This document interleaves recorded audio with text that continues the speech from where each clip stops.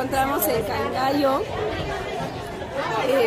¿Cómo se llama la actividad? En el Yantaco. Yantaco. Sí, en el Yantaco. ¿Para qué estamos haciendo esta actividad? Esta actividad estamos realizando con la finalidad para poder recibir a todas las visitas de la fiesta patronal que es de nuestra Macha Sulta. Por lo tanto, estamos haciendo las leñas para poder cocinar, ¿no? Durante todo el mes prácticamente que se va a realizar esta actividad. Es por esa la razón que estamos haciendo esta tradicional, que es el Minca y el Aini, ¿no? Que estamos todavía hasta ahorita tratando de cumplir estas actividades, de no perder esta costumbre tan bonita, que es única prácticamente, creo que a nivel de la región, o podría decir a nivel nacional. Toda la población está acá.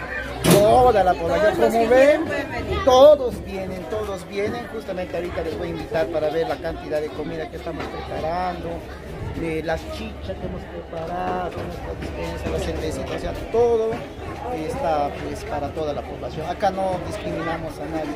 Como les digo, bienvenidos a ustedes, ahí estamos atendiendo.